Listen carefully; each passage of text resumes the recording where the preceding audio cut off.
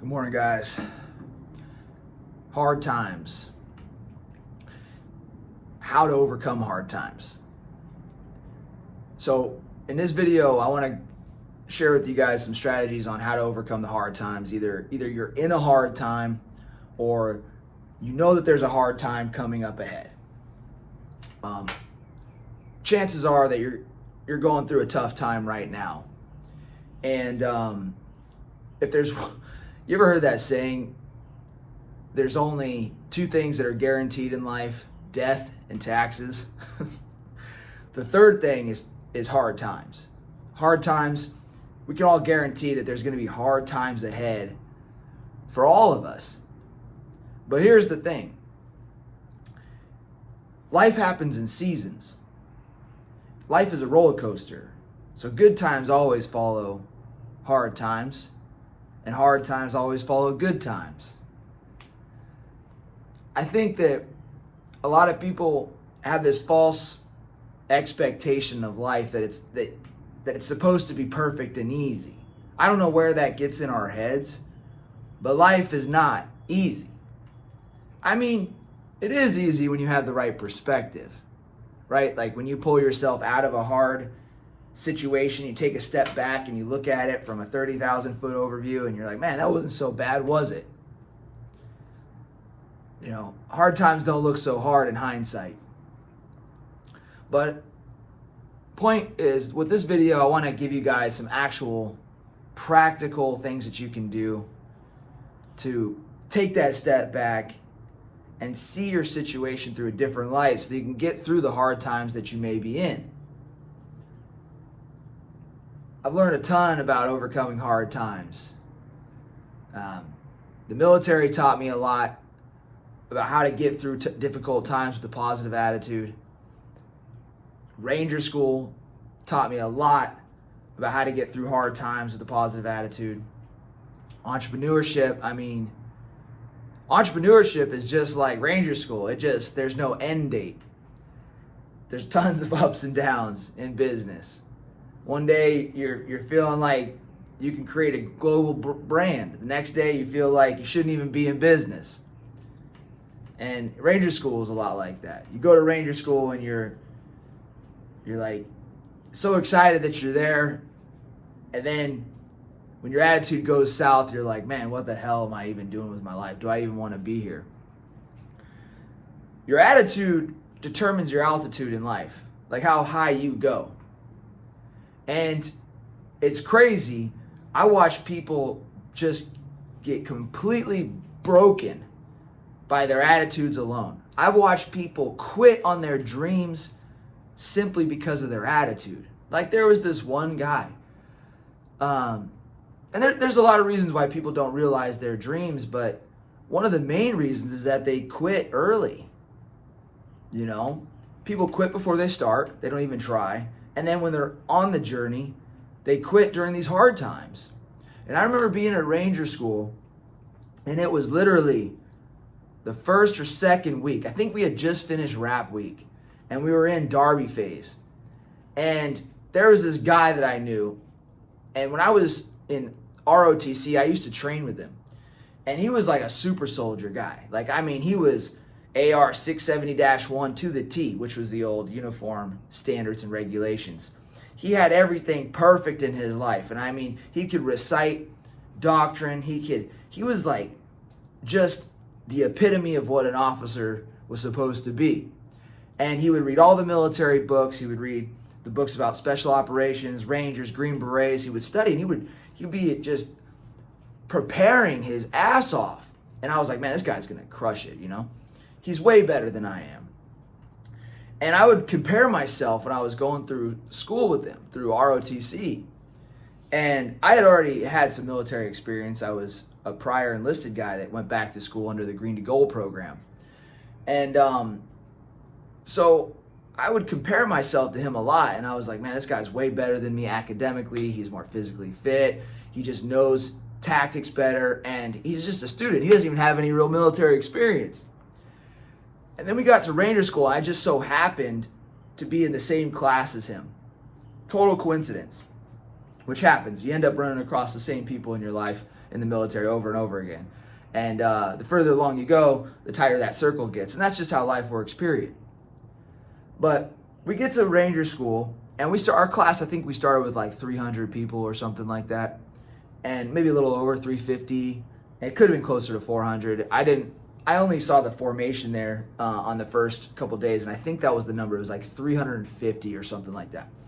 And we ended up graduating, and there was like around 100 people in our graduating class.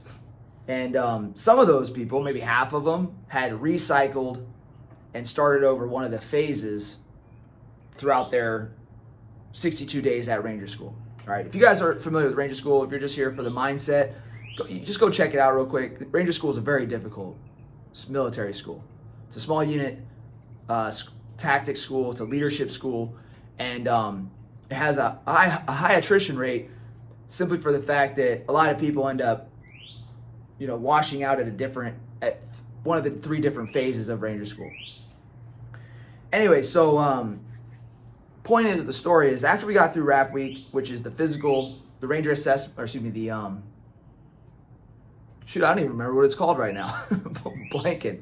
But RAP week, somebody in the comment section, write what RAP week stands for down here. But anyways, the week 1 of Ranger School, you go do all these physical assessments. Ranger assessment phase, maybe that's what it stands for, RAP week. And you do that phase, and then you go on to Darby phase where you start doing tactical exercises, like missions. So this guy, this super soldier that I was in school with, I'm in Ranger School with him, and they give us this mission, this patrol. And they want us to go, the instructors want us to go set up an ambush. And he's in a different platoon, but we were all doing this similar type of missions. We were doing ambushes, we were doing attacks, we were doing small unit tactics. And it's late at night, it's freezing cold. I ain't freezing. And not only that, but we're smoked because we're not really eating a ton. We're moving a lot. So we're fatigued. And when you're fatigued and you sweat, your body temperature drops down. So they give us these missions. And I remember our platoon and our squad going out and doing our exercises, doing the ambush, doing squad attack, so on and so forth. And we had finished up for the night. And I think it was about 11 o'clock p.m. or midnight, somewhere in there. And I heard, after you finish your missions, you're kind of all hanging around this little area where you're going to clean up your equipment, make sure that your gun's clean, your gear's accounted for, and you're just going to basically kind of huddle together in platoon formations until everybody has finished their missions for that day. Well, we're waiting on one of the adjacent platoons to finish their missions, and we're all sitting there talking, and everybody else was cleaning their gear, and I'm cleaning my gear, and a guy comes up to me, and he's like, "Hey man, did you hear about so-and-so?" It's the super soldier guy. And I was like, "What do you mean? What happened?" And he's like, what do you mean did I hear about him? And he's like, "He dropped." And that's kind of how Ranger School works. As you're going through it, you know different guys in the different platoons. And,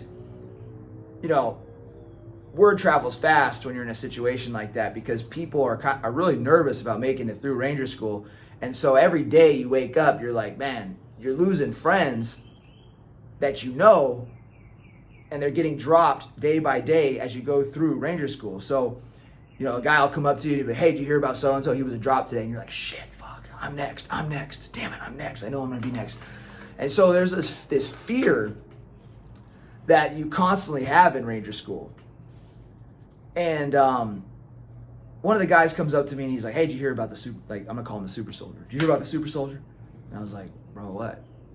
"Bro, he's a drop." And I was like, "Dang, what happened? Was it a safety violation?" Because you can get dropped from Ranger School for numerous things. I was like, was it a safety violation? Was it an integrity violation? Did he lie about something? Did he steal something? Did he eat too much? Did he take somebody's MRE? Like, what happened? You're like, shit, because you're trying not to make that same mistake that they made. And no, the guy's like, "No, he just quit." I was like, "What?" And it turned out that on that mission where he was setting in on his ambush, It was freezing cold, and he was on one of the isolation positions, which are the outside positions. Like if you have a road that you're doing an ambush on, you set in an isolation position, which is usually a couple of team machine guns, maybe 249s that you're going to put on the outside over here. And you face those machine guns out to block off the road, and then the rest of the squad gets online in order to eliminate the target. And so he's on this, he set up, their squad set up this ambush. It's freezing cold, and as he's laying there in the isolation position, waiting for the enemy to come in, he's just sitting there waiting. And it's freezing cold. And when you sit in the freezing cold, your temperature is dropped, and you get even more cold. You start shivering, and you're sleepy because you haven't slept. And it starts to wear on you. That hard time starts to really grind on you. And you start thinking about a lot of different things. Your mind starts thinking about home. It starts thinking about your girl. It starts thinking about warm food, good food, sweets, carbs like lasagna. You're out there freezing, and you're thinking about all this deliciousness back home that you miss. You start thinking about all the comforts that you gave up. And my puppy just jumped up, so you guys got, that's what that's about. I'm gonna keep rolling with this. I'm gonna keep these videos real and raw with you guys, all right? Epic is, let me just show you. All right, this is Epic, guys. So, this is my puppy. His name's Epic after Epictetus. He's out here raising havoc. But I'll get to the point here. So I hear that he's a drop. And basically what happened when he was in his isolation position, he was freezing cold, and he said, I'm done. He said, this ain't for me. He said, this isn't what I want to do with my life and my career. And he walked off. You see, when he was sitting still, he was going through the same thing all of us go through when we sit still. We start contemplating. We start getting inside of our head. And when you don't have food, and you're cold, and you miss your family, and it seems like the entire world is coming down on top of you, it can feel like you're never going to get out of that situation. It can feel like what you're experiencing is going to last for eternity. And it makes a person really go inside of their mind and ask themselves if they can handle this forever. And those hard times that we all go through, like this happens in life. Whenever you're going through a difficult time, cold, hungry, missing home, which is basically a metaphor for feeling like you failed, not getting the result that you want in life, struggling. When you're in that state of plum syndrome, poor little old me, your perspective about the world gets extremely negative. Your perspective about yourself, where you're going, gets extremely negative. And the mind turns itself against the body. It turns itself against itself. And it starts screaming at you to stop putting it through this pain. And all that you're doing is you're making yourself suffer through imagination. Seneca said that. He said, we suffer more in imagination than in reality. And so this super soldier, he was sitting there and he was just suffering inside of his mind, and he tapped. He said, I'm not doing this anymore, and he quit. And he walked away. Well, we finished cleaning our weapons that night. He left. We got a couple hours of rack. We got back going. And every day at Ranger School, there was a scenario like that. Somebody dropping, failing, fumbling, a hard time, coming and consuming somebody and taking them away from the path that they wanted. I had plenty of hard times when I was in Ranger School. I had patrols that I failed. In Darby phase, I got low peer evaluations. I was shocked. And when you get low peer evaluations, you can get dropped from the course. I ended up turning that around, and then I scored some of the highest on our peer evaluations in the succeeding phases. So I learned from my lessons. I learned from my mistakes. I had times where I was freaking out. I had times where I was in Florida phase where we were almost done and I failed a patrol. That's a story for another time. There was one time in Darby, in a mountain phase, where somebody was throwing ammo, blank ammunition that you carry at Ranger School. They were getting rid of it behind the planning bay so they didn't have to carry it on the mission. And because the instructors couldn't figure out who was getting rid of the ammo, they were going to drop our entire squad, which meant all of us were going to go back to day one or day zero of Ranger School. So every single day was hard in Ranger School. Whether you thought you were going to pass, or whether you thought you were going to, whether you were tired, or whether you thought you were going to be dropped from the course, there was constant hardship. But the thing that I did that ended up helping me get through Ranger School, and this paid dividends because I actually made it through Ranger School the first, without recycling any phases. I made it through in one shot, which was very, very rare. And I felt very blessed to accomplish that. But there was two things that I did. One was before Ranger School, before the hard times hit, I took my mind to those hard times. I used to visualize and think about what is the worst case scenario at Ranger School that I could experience? And what do I see myself doing in that worst case scenario? And I would picture myself tired, fatigued, wanting to quit, and I would see myself getting up and helping others, being of service, being a good team player. And I would see myself overcoming the adversity that I was facing by serving others. And when I got to Ranger School, that helped tremendously. I actually lived that mental rehearsal that I had inside of my mind. Hard times hit, and I got up and I started helping people. That kept me from falling asleep. It kept me from thinking too much about me, and it helped me serve others. And I just got energized by doing that. And then the second thing that I did, so that mental preparation really prepared me for the hard times that were ahead because I knew they were going to come. And then the second thing that I did is when the hard times hit, I just controlled what I could control. And when I thought that I wasn't going to pass Ranger School because I didn't pass an evaluation, or because somebody got dropped for falling asleep and I was falling asleep in the formation or in the patrol base and I was worried about me getting dropped, or I just,